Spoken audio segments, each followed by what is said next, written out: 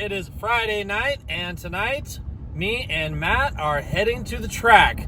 Here's the deal. Tonight is the opening night of I30 dragway. This is the brand new track that used to be, well, I say brand new. It's been completely revamped. It used to be Redline Raceway out in Caddo Mills.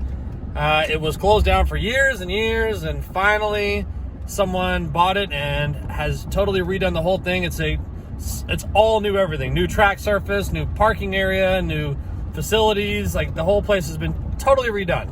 So we're going to check out this new track. Here's the thing about this track. It's less than an hour from my house and right at about an hour from the shop. So this is going to be the closest track to us. And we're really hoping that this is going to be the home track from now on, moving forward. It really just comes down to what their schedule is like. You know, if they have a kind of an unfavorable schedule for us, it might not work out that way. But here's hoping this is going to be the track we go to for the foreseeable future. This will be our home track. Finally fill in that spot that North Star left after they shut down. So we're going to check it out tonight. Had every intention of bringing the Lexus with us, Lexus and the Z, having both of them there, making side-by-side passes, but that's not going to happen. Here's why. So the Lexus is not quite race ready. What happened was we decided we were going to turn the boost up on it. Still can't make the car launch for shit. We still have things to figure out with that. But we decided we were going to turn up the boost a little bit. We have plenty of fuel system to go up a bit higher. Throw a little bit more timing in it. We've totally been running like sissy timing for this whole time. So we're like, okay, we'll turn the car up a little bit. Maybe try to get in the sevens, get it running sevens in the 8th mile. So in order to run more power on the Lexus, I had to expand my fuel map. I only had the fuel map going up to like 22 PSI, and I needed to really raise that ceiling a little bit just in case we overboosted. We still had fuel map for the car to use. So I kind of revamped the fuel map. Seemed simple enough. Add some KPA up to the top, make sure we got fuel coverage all the way up in case we were to run a little bit more boost than anticipated without things getting crazy.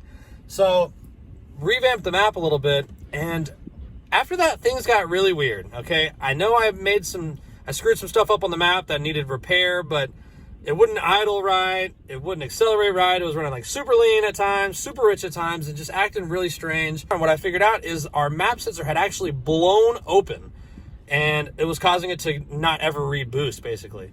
So I figured that out pretty quick. Put a new map sensor on it, a good quality piece this time, name brand. And after that, I started realizing, like, I still had this rich area, and I still had like this lean area. There was these really stubborn spots on the map that I felt like no matter what I put in those cells for VE, it wouldn't correct it. And our wideband was showing that we were running like 12-to-1 fuel ratio, which obviously it's not right. So then I'm like, okay, so the wideband's not working right. So then I got a new wideband sensor, thinking that maybe running really rich from the map sensor issue, maybe just all the richness killed our wideband sensor. So I got a new wideband sensor installed, took it for a drive.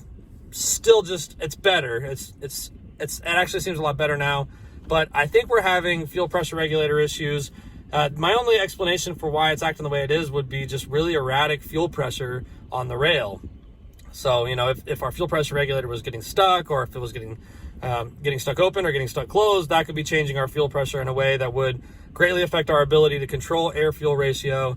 But the car runs awesome until it goes into boost, and that's really when things start to get weird. I'm just not comfortable sending it right now. We're going to end up needing to get a fuel pressure gauge on it and see what the fuel pressure is actually doing, and just kind of go from there. So the Lexus is not going to make it tonight.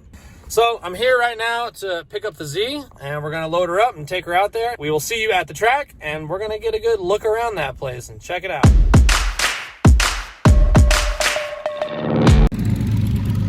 All right, we are out here at I30 Dragway. Night, baby. We got Matt and Kobe hanging out with us tonight, and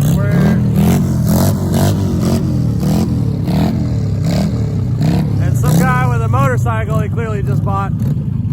And we're just about to get teched in. I'm going to flash a quick tune into it. We're going to turn it up on kill mode. So it's about almost 9 o'clock. We don't have a whole lot of time to make passes, but we're going to go get in line, and hopefully we can make a couple here and just see how the car does and check the place out. All right, so we're out here at I30 Dragway now, and this place is super nice. Yeah, it's real cool. Yeah, there's a lot of big boys out here tonight too. I mean, it's opening night, so definitely expect, you know, some sort of turnout. But there's some pretty cool cars, but there's also a lot of just street cars.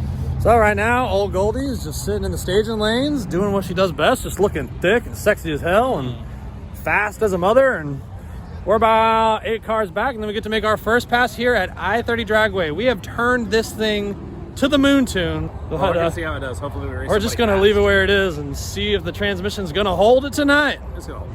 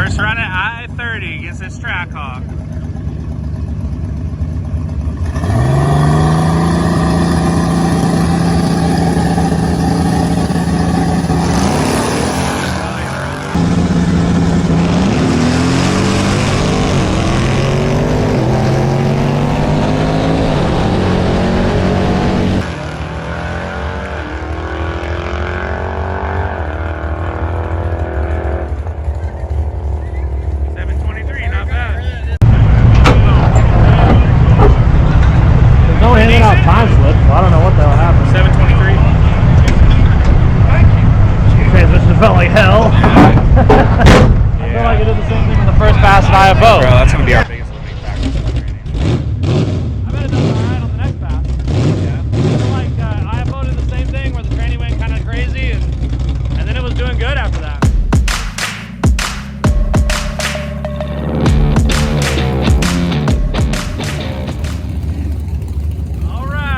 Against this F-body Trans Am. They definitely have a model. Gonna put them up against the old Datsun, baby. Not sure how fast it is. It might be pretty fast. Also not sure how the Z transmission is gonna act.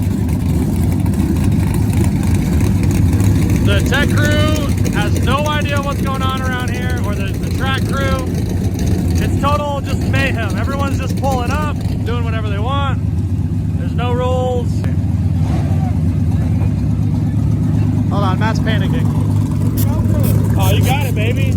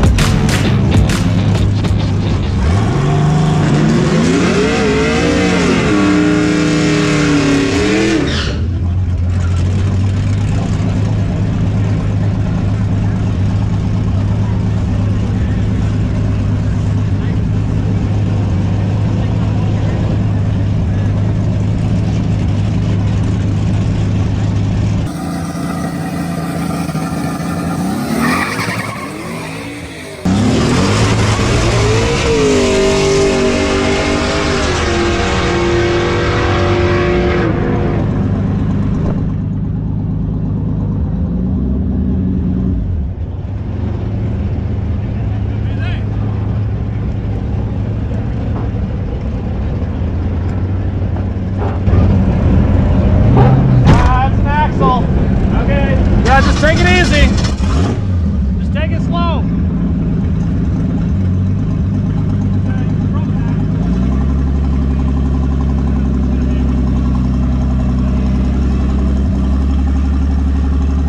Okay, so Matt let off and pulled aside like a responsible racer should.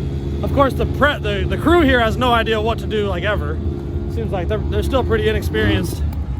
So I ran out there to just see what was going on. Matt just sat in the car, and there was nothing dripping or anything, but you could see that outer CV axle was dangling. So definitely snapped an axle. All right, so that's gonna wrap it up for tonight. Matt, what happened? I broke an axle. So it definitely felt and sounded similar to the first time I broke an axle when I almost hit the CTSV. But this time instead, we learned about identifying driveline failures. And the loud pop and the rowdiness in the back was a pretty key indication that something happened. Yeah, I mean, it was shaking before it broke? I didn't notice it hopping at all really before it broke, but it popped pretty quick after I let off. So, I mean, as soon as I heard that big brake and felt it shaking, I just let off and pulled over. Yeah, just exactly what you should do. If you brake, just pull it over, let someone check it. Yeah. And the track crew has no idea what to do here. I know, they were like walking out like real slow. Yeah. I was like leaning out the car trying to look underneath. Yeah. So anyway, that's going to do it for our racing tonight. You know, this is radial life. Yeah. If you slip with radials, you break. And that's something we're going to have to kind of adapt and overcome. I did turn the launch up a lot on the car. I got an extra axle and I got an extra hub. I bet it broke the hub. I don't think it's the axle. I think it's the hub. Yeah. But we got both of those. So we're going to go ahead and load it on the trailer and get back to the garage, and we'll get a new axle on it and take a look at the damage.